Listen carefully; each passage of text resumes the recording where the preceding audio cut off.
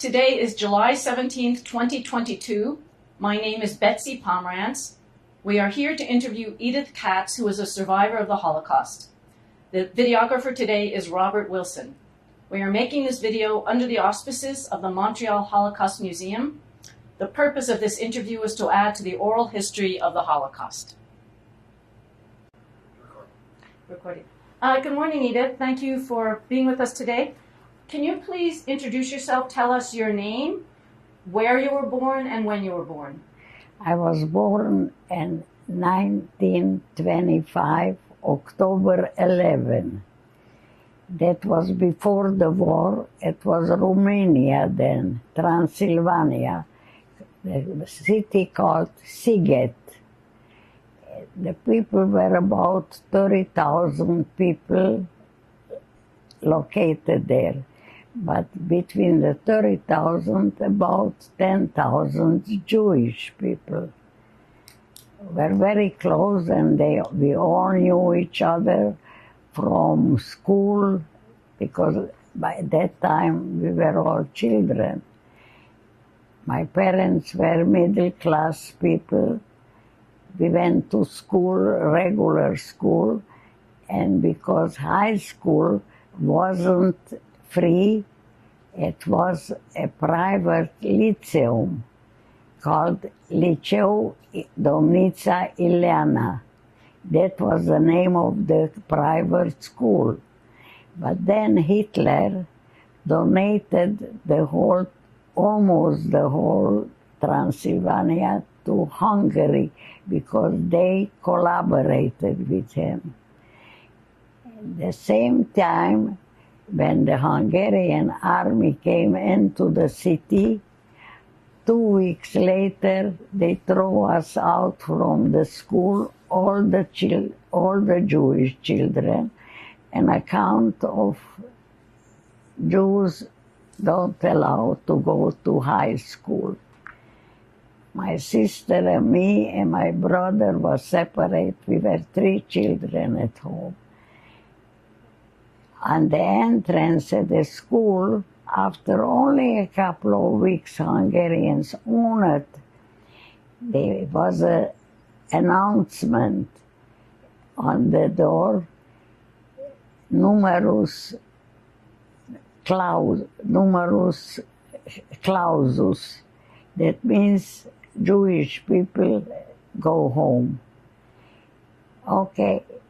My parents started to look for some papers or something, because they said that even if they find something, that my father was a hero in the First War, one of us can go back to school. So my sister was older than me with 1 year altogether, one classroom. She went back to school. Oh, she was very, very happy that she doesn't stay home. She can go back to school, because there was a paper and something that my father was a hero in the war. What happened a couple of weeks after she went back to school, it was another announcement. Not enough numerus clausus. From now on, it's numerus nullus. That means no Jewish kids can go to high school.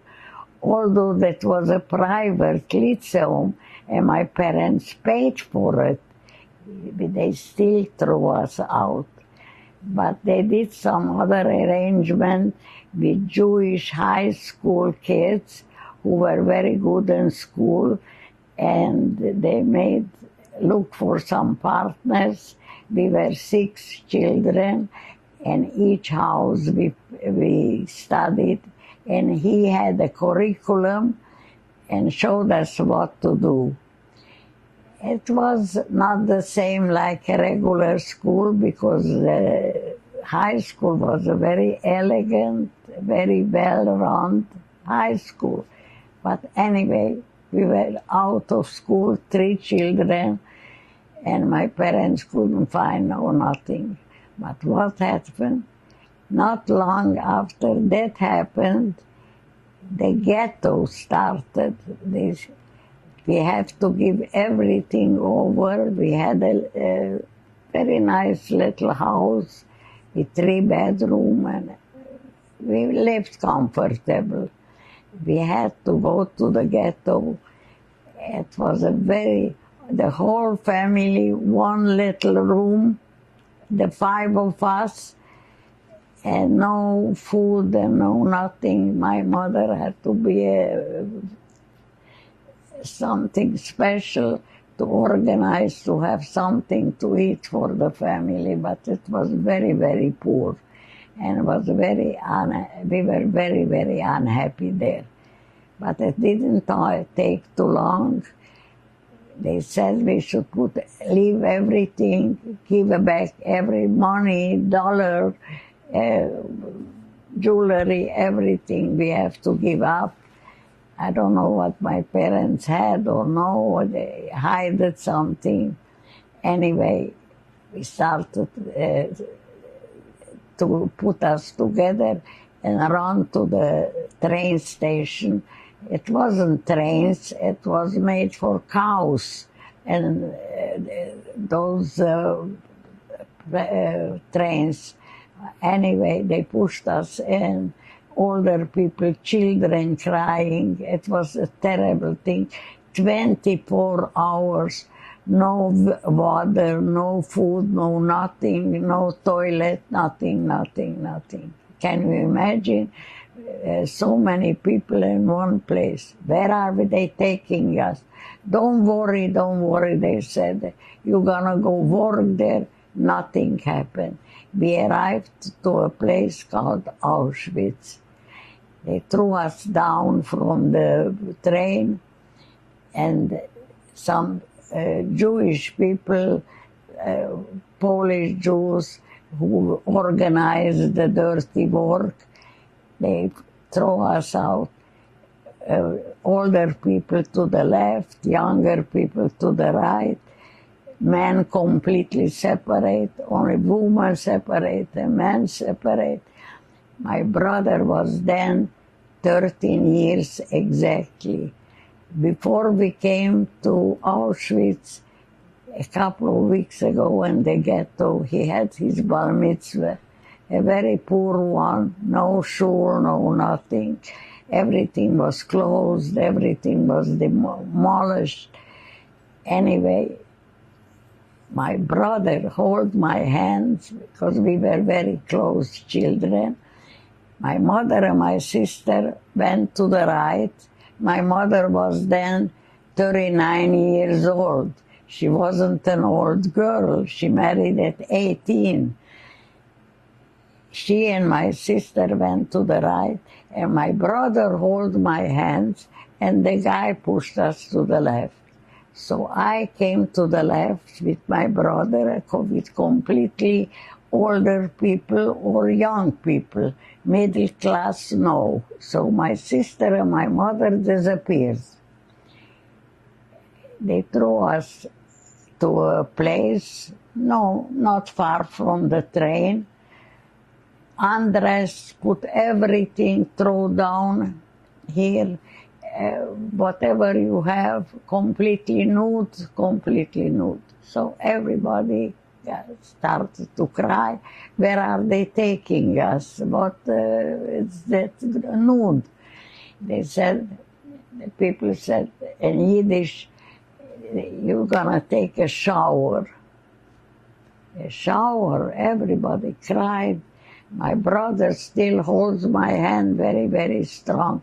Edith, don't leave me here alone. Wherever they take us and we'll have to work, I'll do everything what you have to do. I'll help you everything. I'll do everything for you. Why don't you undress? I still had my own clothes what I came. So they pushed us into the crematoire. We didn't know what it is. Everybody asked the same question. What place is this? They all said the same lie. It's gonna take a shower. A shower. Upstairs in the crematoire, was some plastic bags, completely like gray. I asked the guy who do the dirty work there, "What's that?" He said, "Soap." But he looked at my eyes and saw that I'm completely dressed. So he said, "All 200 people or 300 people here are nude. Why aren't you undressed too, like everybody else?" I didn't answer him. I said, "I just wanted to know what are they doing with us." I saw in his eyes, that guy, he was a Jewish fellow, had tears in his eyes. I didn't like the idea. Why is he looking at me and crying? He felt sorry for me.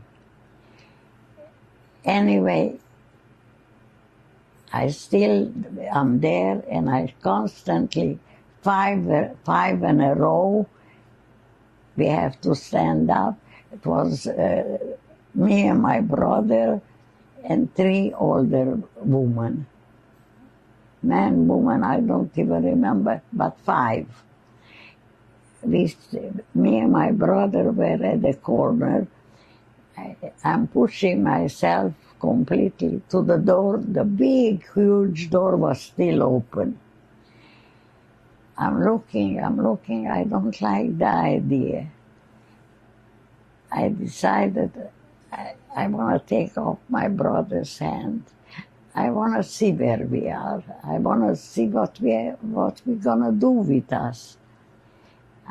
My brother said, "I have a feeling, Edith, that you want to run out from here. Please don't leave me here alone." I said, "TB," that was his name, "don't worry, I'll come back for you. If I'll be able, I'll come back for you." Which was a big, huge lie, because poor guy was dead in less than an hour. I look when nobody saw. The people who did the arrangements were busy somewhere else. I ran out from that huge door. Who was there, catching my hand, my arm? A young fellow in SS uniform, standing there all by himself, about 20 to 25 years old young fellow. Catching my hand, he said in German, can I say it in German? What he said to me? Sure. Was glaubst du? Wie gehst du? That means in English, what do you think? Where are you going? I said, I go after my sister. Ich gehe nach meiner Schwester. He looks at me and said, everybody's undressed and it's inside. You are completely dressed and you speak German. How old are you? I said, 19. That means in German, 19. Oh, you speak very good German. I said, yes, I know. That's the reason I'm going to let you go.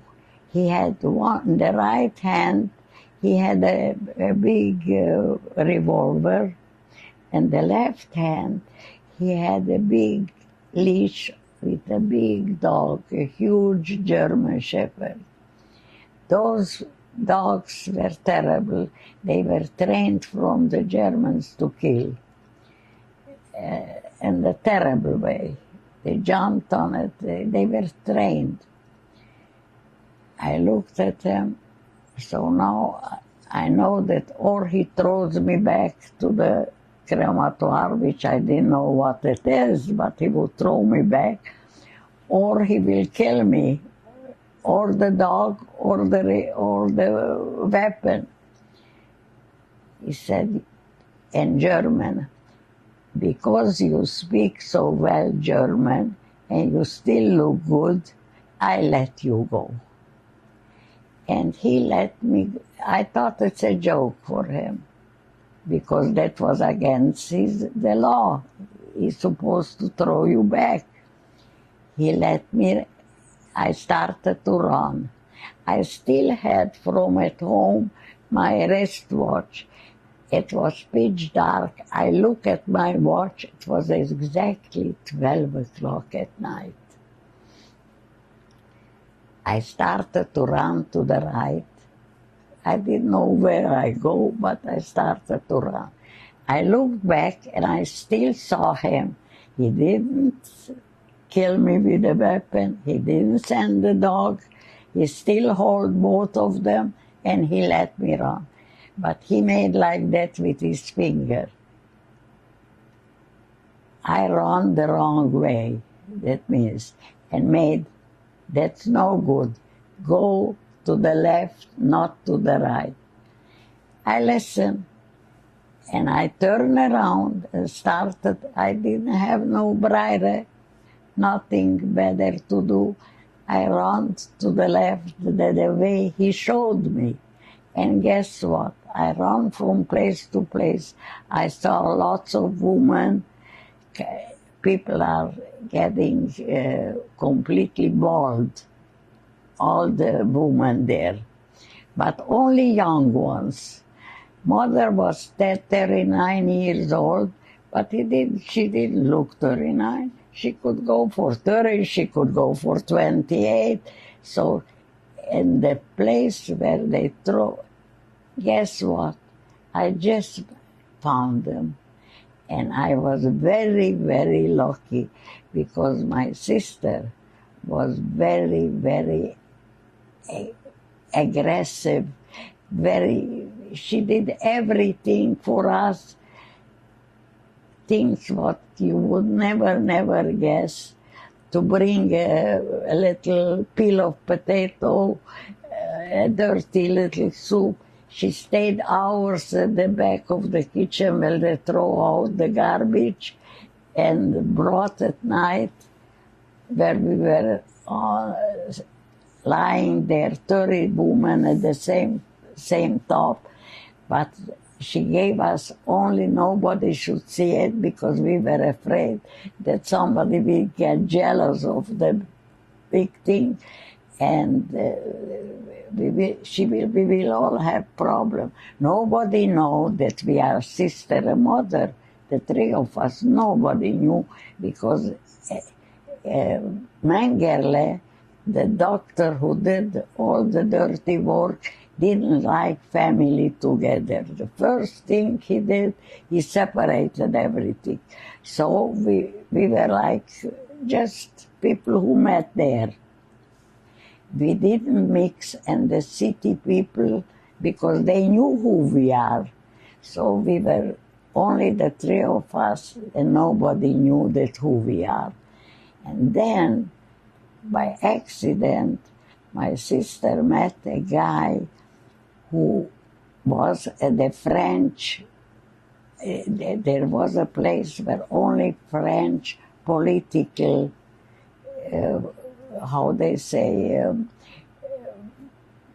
French political people who they pushed in Auschwitz, but a different group of people, not like Jews.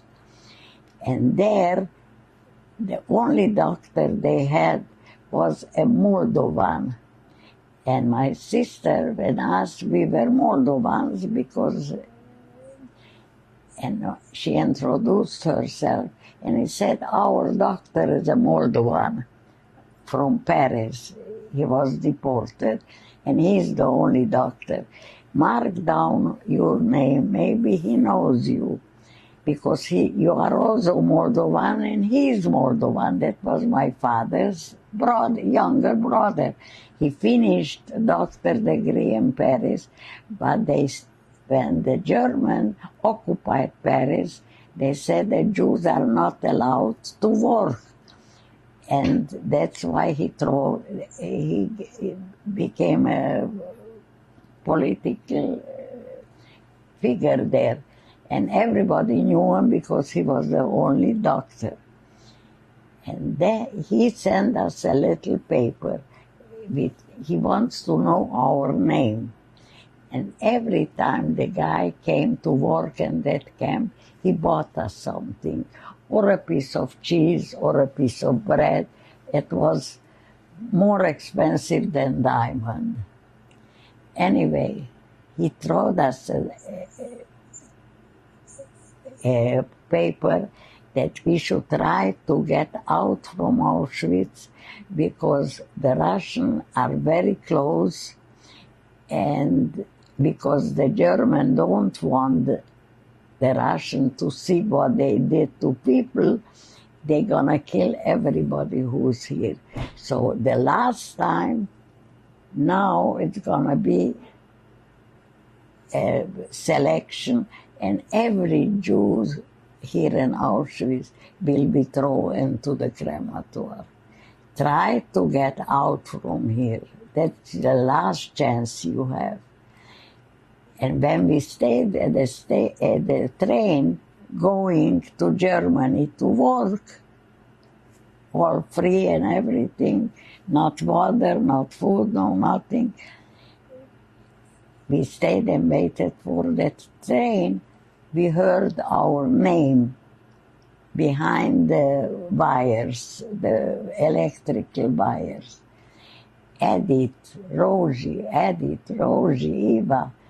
Our name, what he knows, because that was our uncle.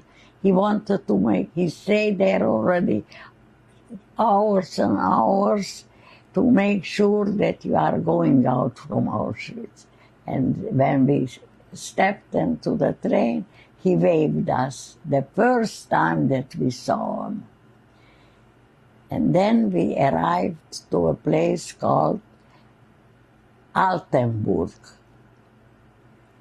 It was a big, huge factory for ammunition, small ammunition to put in the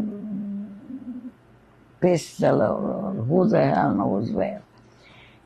We worked 12 hours daytime, and the next week 12 hours nighttime with one soup a day.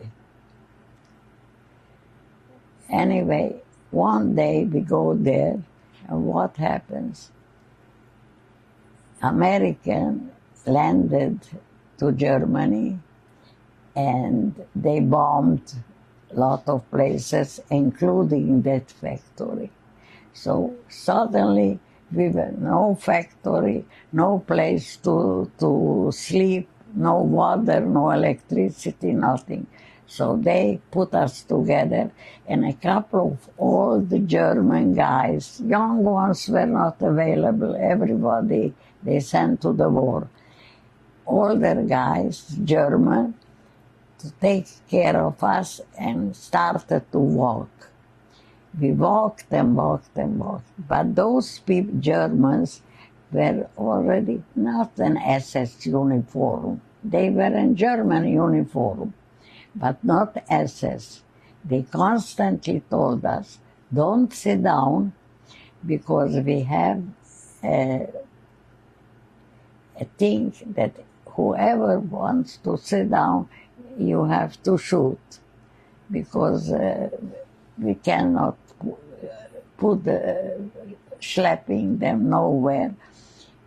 If you sit down, you finish. So we have to help each other to stand up and walk and walk and walk. Suddenly, we arrived to a smaller city, very clean, flowers in the window, in the middle of the city, like a little hill, very elegant, manicured, everything very elegant. They pushed us up on the hill, and at night, suddenly we saw that all those German guys who took care of us, arriving there, disappeared. So we were all out by ourselves, and we heard only ammunition, fighting, and we didn't know what about, very big noise. One of the guys from us, from the Jewish guys, Polish Jew, young guy, over 20, good looking. He went down the hill because he saw nobody around. He went down and suddenly he saw a tank, a big tank. He didn't know what it is. He started to yell. So one guy pushed up his head, only his head, and said, "Who are you?" He said in German, in Yiddish, Yiddish, German. He said, "We are Jewish people and we are over 200 up the hill. Don't kill us because who are you? We are Americans and we are here to help you. You are Jewish people. We heard about it, about the concentration camps and everything." A single guy. But you know what? You don't know English. I don't know your language. But wait a minute. He looked down and started to yell, "Hey, Moshe, you are a New Yorker and you are the telephone guy here. Maybe you can talk to them in their language." I don't know what language they are talking. So he pushed down his head and Moshe came up with his head and started to yell, "I know Yiddish. My grandparents come from Poland and they teach us Yiddish. Who are you?" And we started to cry and we started to yell. He went down and he had the telephone in his head, on both hands. He was the telephone guy. He spoke pretty good Yiddish. And he said in the telephone, "We have a rabbi who is taking care of us because we like to pray something and we make Friday dinner, everything in Yiddish." I know Yiddish and I know German too. Actually, to make sure, I know 7 languages. Why do I know so many languages? Some friends asked me, "How come you know so many languages? Where did you learn that?" I said, "Not in school, on the street." They said, "Why on the street?" Because if you need a piece of bread, even after the war, and if you need a bed to sleep, you have to know to talk to somebody. Every place where I was looking for all those things, first of all, I went to a shul, not inside, outside when we come out, and asked, "Who's the rabbi here?" The rabbi said, "How do I know that you are Jewish?" I said, "How do I know that you know so good Yiddish and I can talk to you?"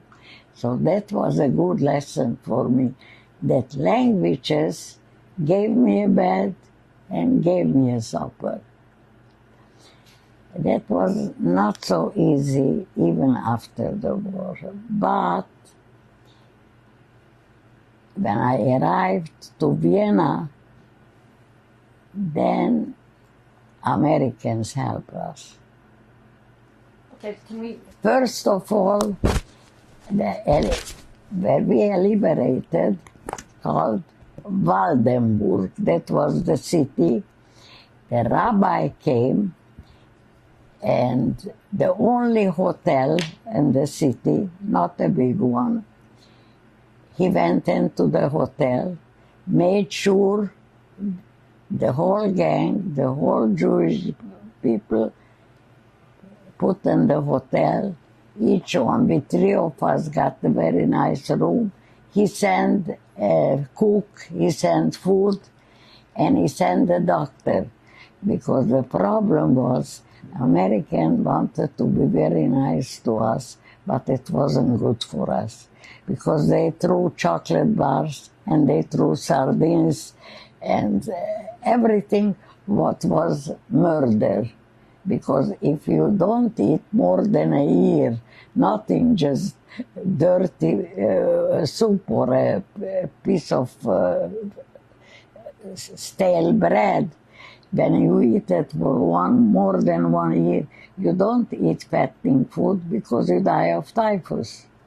So lots of people between us died because they were so happy with all those canned foods, but it was no good for us.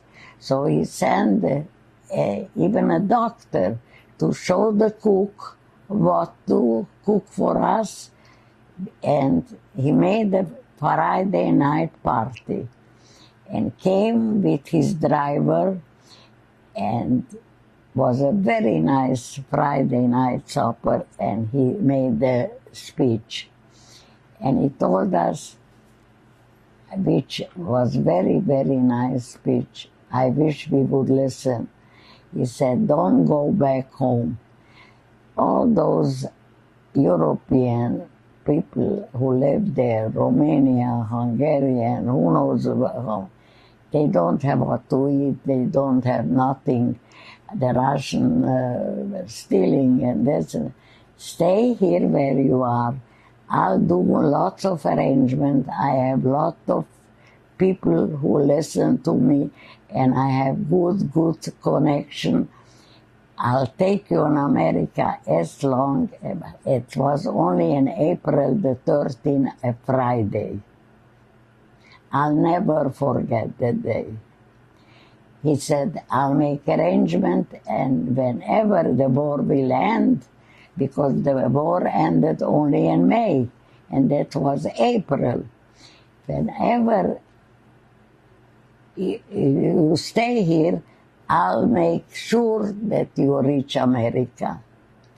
But you know what? Everybody wanted to go home. Why? Because everybody was dreaming that the parents will come home, children will come home, this come home, that come. Nobody was home. And he was so much right. Our city was full with Russian.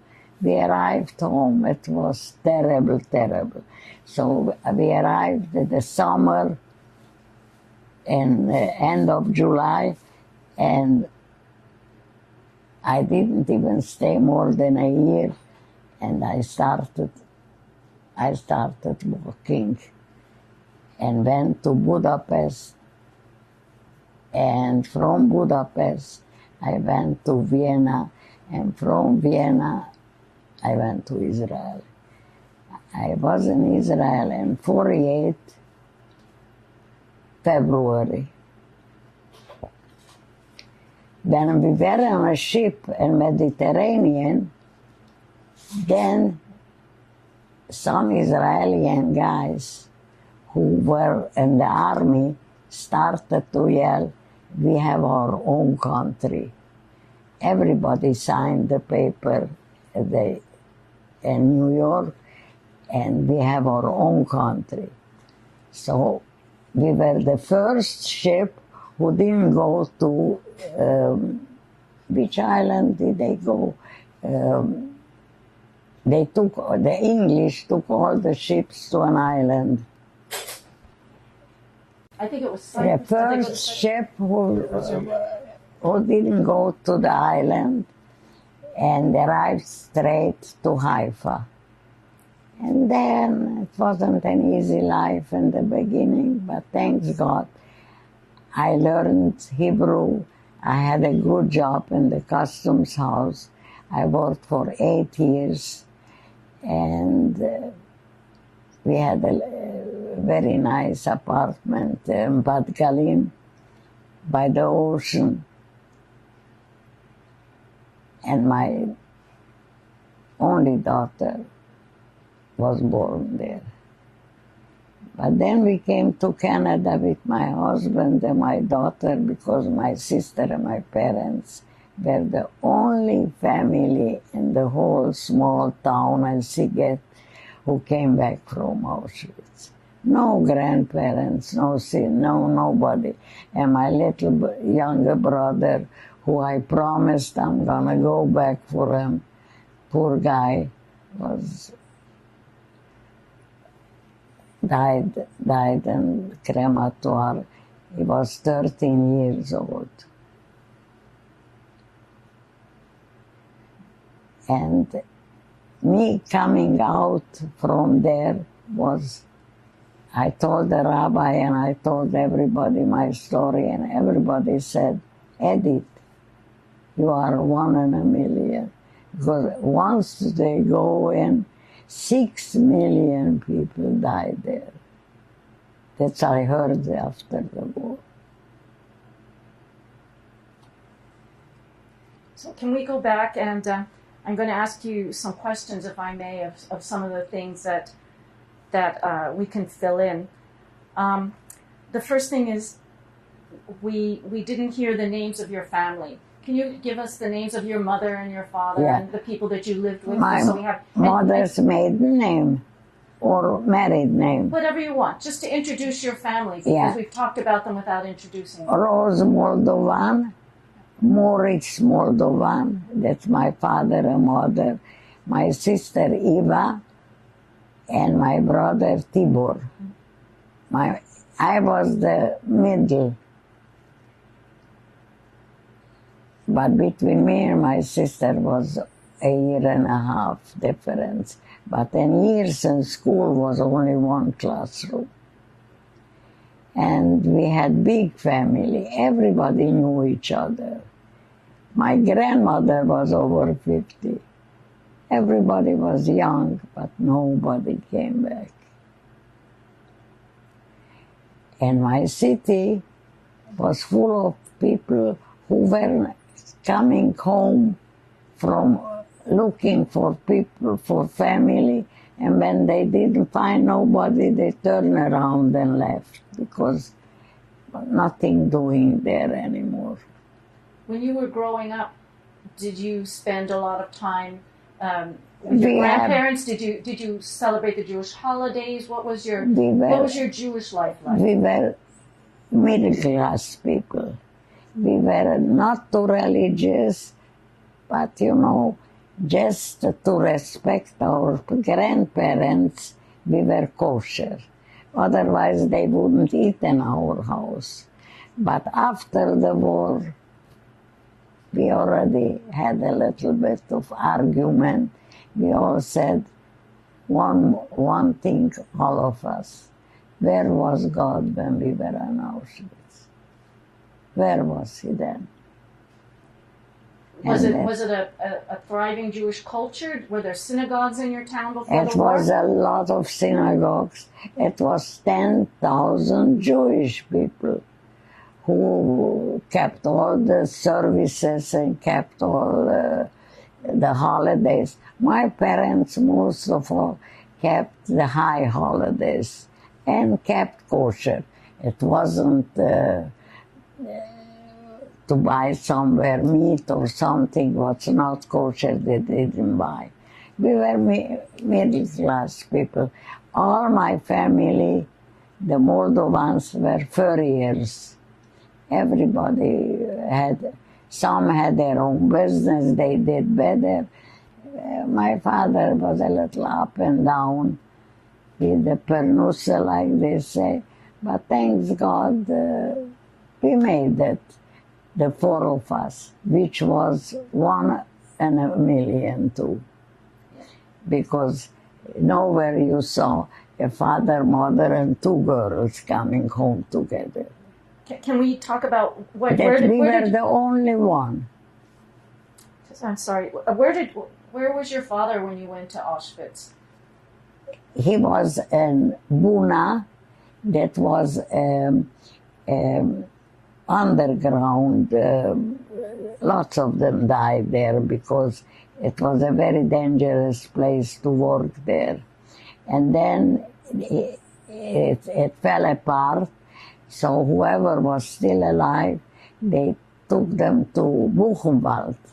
And that's where he was liberated. And that rabbi I'm talking about, he went from camp to camp and took names. And through him, we found our father. He came with a jeep, took us, the 3 of us, his driver and him, to Buchenwald. And we met him, but we didn't recognize him. He He was only bone and skin and very, very sick. He was in an American hospital. He got up, he thought he's dead, and suddenly he saw in an American hospital, he saw that he has a warm blanket and he had a pillow. He knew something, he's dreaming. And then he found out that an American hospital.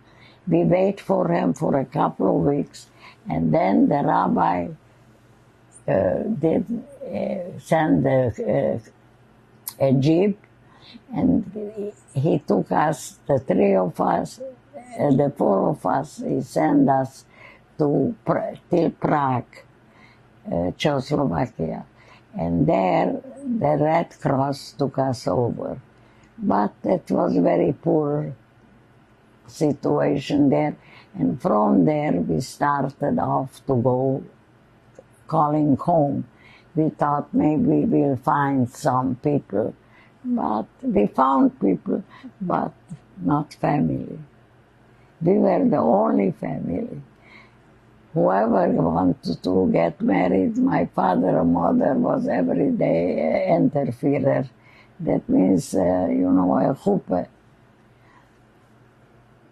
Wasn't easy life because it was full with Russian and they wanted everything. It was very, very unorganized army, the Russian, after the war. They didn't take them home. They let them go wherever they want to. So it wasn't easy. We all decided enough is enough. And that's how we went to Vienna, and I lived in Innsbruck for a year, and I even worked there a little bit to have what to eat. And from there, the Haganah took us to Israel. How did you get to Vienna? To Vienna, with the bus, and it was a big story. It was a guy who had a truck, and he took us, took for money, they took people in the truck, and they said he's gonna take us to Vienna. In the meantime, at the border in Austria, we were oversleeping there in a little breakfast and hotel. And he asked me for $100 American. I said, okay. He came into the room, banged the door. I was still sleeping. It was at night. I said, what do you want? $100. I said, what $100? I don't even have $1. Oh, you know something? I'm gonna go and tell the city hall that you are this and that. Promises the gasoline and everything people are paying me for. You said $100. That's what I asked, and you said okay. I said I didn't hear it, because I will tell you that I don't have $100, and you don't go nowhere to tattletale around me, because I can say it on you, because you are nothing like a thief. So he went out from the room very mad, but the truth was I didn't have $100 to give him. He asked, and I said okay. So he left us there because nobody had the money, and we asked the hotel people, how do you arrive to Vienna? I said, there is a bus coming at 7 o'clock in the morning. Get dressed and go into the bus, takes you straight to Vienna. And we went to the bus, and came up a guy, tickets. We said, Auschwitz. He let us go. He didn't say nothing. We didn't have tickets or something. So that's how I arrived. And there, I right away asked some people on the street, where is American because it was German, French, no German. It was French, English, and American, divided. So we wanted to go to the American place. He told us how to go there, and there was like 20 people in one room, but they served us food, whatever they could provide. And from there, they said it's better to go places because they need the place. And that's how we arrived to Innsbruck. And Innsbruck, we went to near the Alps, the first little town, very elegant. And we stayed there for a year till Israel was liberated. But then we were already on the ship. Okay. Haganah was there, Israeli army. And who supported you in Innsbruck? The Americans? No. We are on our own in Israel. No, in Innsbruck. In Innsbruck was the Americans. Every week there came a truck, a lot of canned food and cheese and bread and whatever we needed. They all supported us. They took us there, and they put us in a very, very nice little hotel. If you were married already then you had room for two. If you are single, then they maybe give you some partners. So the hotel was completely ours. Every week American brought some food. And before we go much farther, I'd like you to introduce the name of the rabbi who took care of you. The name of the rabbi. Rabinovich. The one I told you before. Yes. Rabinovich, a New Yorker. He told us in Germany, stay here, also I'll make sure that the American army and the American people will support you till the war will be finished, because that was more than a month. I was liberated in April, and the war was finished on May the 15th. So that was almost more than a month. We should remember, and you said he was a major. major. He said, I have very good connection. In the uniform, very people are agree with me. I'll take you to America, but you have to stay till the war is finished. Because then he didn't know where it's going to be finished. But I'll take care of you. You'll have food enough and stay here. But mostly all of us, some people stayed, were smarter than us. But because we found our father, and we were already 4 of us, so we decided we want to go home to see, maybe we'll find family. But we didn't. We should have gone with what the rabbi said. I have another question. You didn't talk about the trip from Altenburg to Waldenburg. Can you tell me what time of year it was and what that was like? How long it took? It was terrible.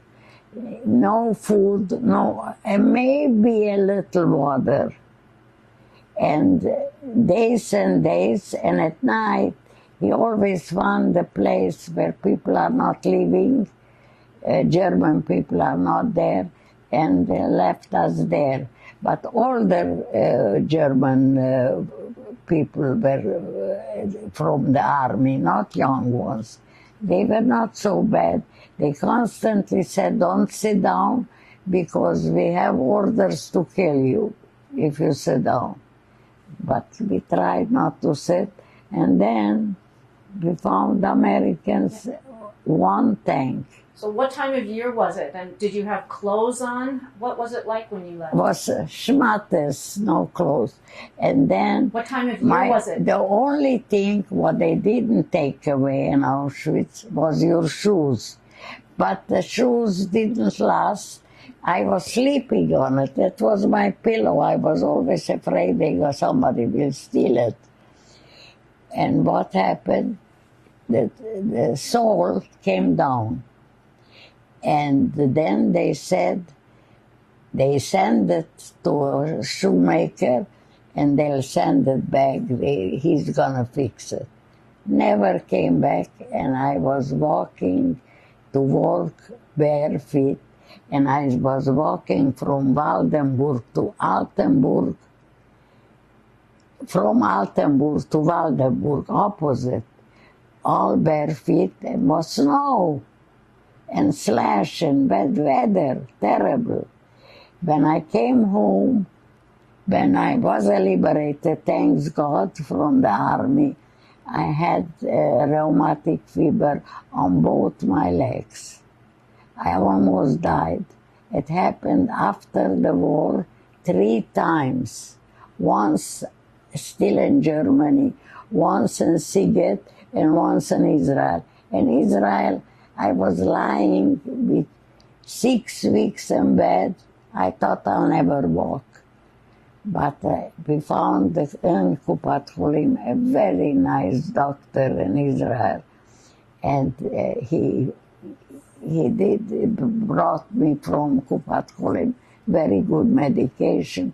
He said only aspirin will because I had a very high fever and both legs. I thought I'm never gonna walk. Since then, thank God, since Israel I had it, I never had it again.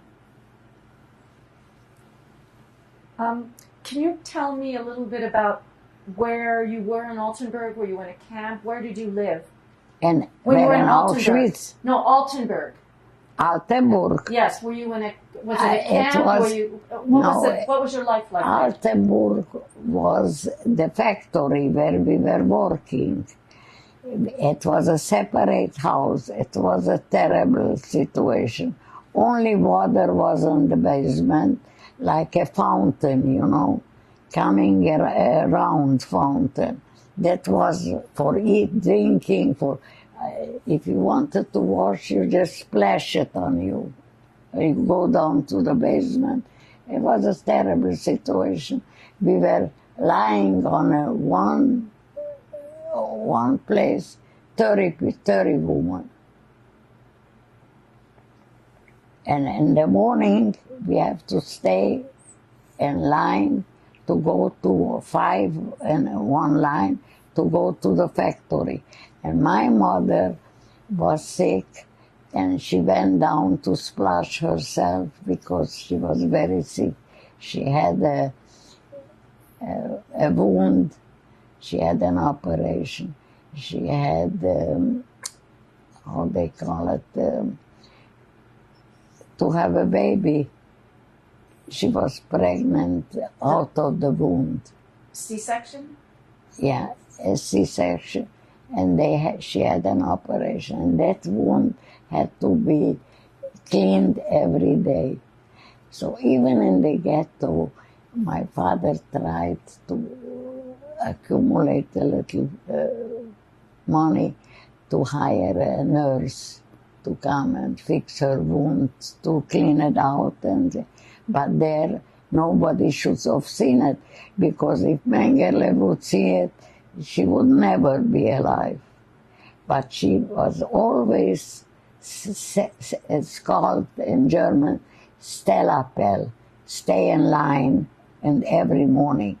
My mother stayed between me and my sister, that nobody, not even people Jewish people, to see that wound, because it was open. Nobody saw it. So she didn't and have then she came late. She came late. We have to stay in line, and the German guy who was the head of the place, we supposed to be 5. and we were only 4. So we were standing in the last lane. She should be able to come out, and so she came out from the building, from the basement, and ran to the last place. And he came, the German said, because we had to stay a couple of minutes waiting for her, the whole line. He had a bayonet, you know, a knife upstairs and downstairs, a big thing. He was constantly hitting her back, head and back, because she was the last in the line. My sister tells me, and another in Yiddish, you know what will happen? By the time we're arriving in the factory, Rosie, because we didn't call her mother Rosie will be dead.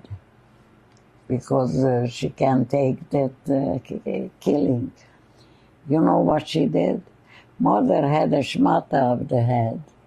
She took down the shmata from my mother's head, put herself the shmata, and she changed place with her. Because he never looked her face, or never looked her what she looks like. She just hit her. She let herself being almost killed, and then I told her, Eva, you know, that was my sister's name, you know what? Let me change with you, because it's still far away from the factory, and you won't be able to take it. Are you killing? You are crazy. You won't make it one hit. Just be quiet and stay where you are. She didn't let me change with her. She stayed till the end of where we went into the factory, my sister, and she didn't let my mother. And then at night, both of them stayed the whole night in the basement where the fountain was and throwed water on it, because they were black and blue and all bloody and everything. But it was terrible. But if not Eva, we would never make it. She was very pretty. She was tall and arrogant and stayed at night. And we all stayed and waited at night on the calling bed. Nobody should see it. Crying, because we were sure the dog, even the SS not find her, but the dogs will. And she arrived. She came, she had a little potato, she had a little bread, she had something, and that kept us alive.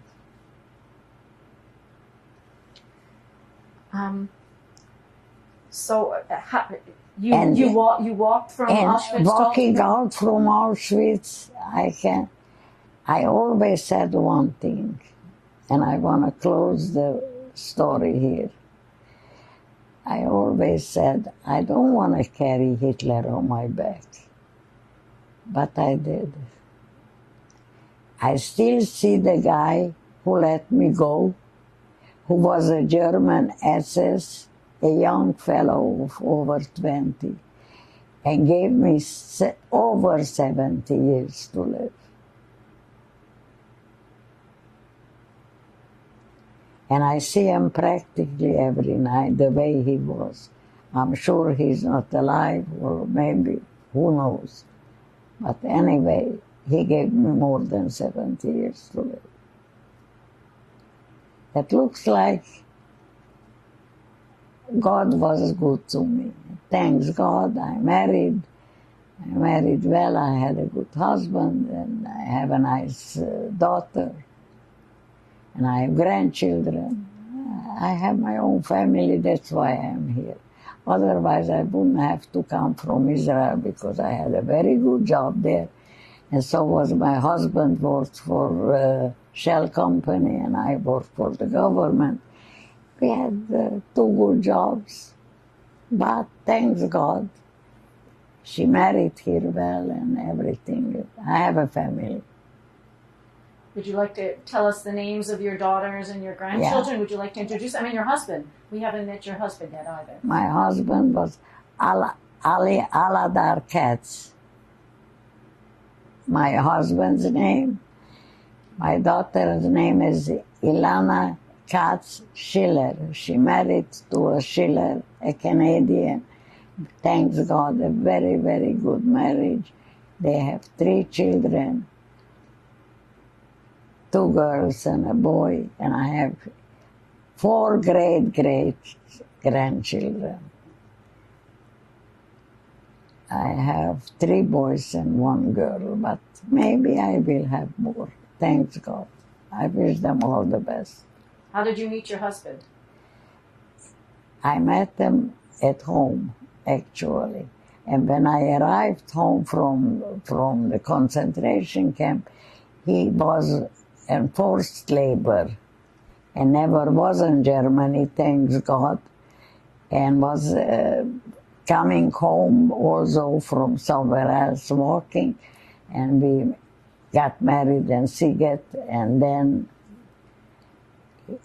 he didn't like the idea because it was a communist country, Romania then, and then first he left and then I left after him, and we found each other in Vienna. Thanks God, and I hope it's okay. Oh, it's wonderful. Would you like to tell us all the languages you speak? You talked about the importance of languages before. So why don't you tell us all the languages that you speak? I speak Romanian, Hungarian, German, Yiddish, Hebrew, English.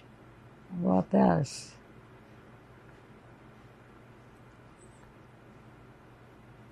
French is not so good, but I can get along with it because in Romanian, in the school, it was the second language. But we were 30 years almost in business here in a restaurant, and I needed the French language, so not so bad.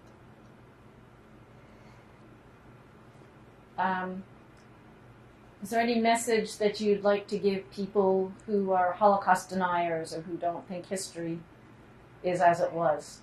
We've just had some political issues here in Quebec where people are denying.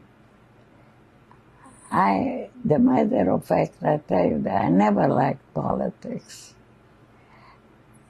I'm happy that my family is happy here. They are working, they have good jobs, they are bilingual, they're high school. The matter of fact, one of my oldest granddaughter, who lives in Ottawa, she works for the government. She has a doctorate degree, not medical doctor, but college professor. And now she works for the government. And thank God everything is okay. Her husband is a premier. She has 2 children. She's very, very intelligent. All my grandchildren, thanks God, have good jobs. One is a lawyer. My daughter's husband is a chartered accountant. He's a very, very nice guy. Thanks God. And your sister, where did your sister go after the war? My sister, that's the reason I came here to Canada, because she was in restaurant business then. She had 20 years almost on Stanley Street, a restaurant. So there where I learned the profession, and then my husband and me opened alone in a medical building, and we kept it almost for 30 years, and thank God it was successful. I'm happy here, and my sister lived after we came here. We thought we were gonna be together, but they moved to Los Angeles. She was very successful there, and she wanted us to go there, but because my daughter had already a boyfriend and she got married here and everything worked out, she didn't want to come to Los Angeles. So I decided. My husband was very, very, very happy with her, and she was an excellent student. She's a social worker. She's happy. I'm happy here because here is my family. And when you came here, did you continue to have a Jewish traditional life? Did you go to synagogue or light candles or do any of those traditional things? I was never, something went wrong with me. I constantly had in my mind, where was God when I was in Auschwitz? And that I said it a couple, more than it needed to be saying. Because you see what happened. He gave me years to live. Who's living that long? I'm 96 years old. Good for you. Well, thank you so much, Edith. I'm happy. I'm just happy that never will happen again. And people should be happy what they have.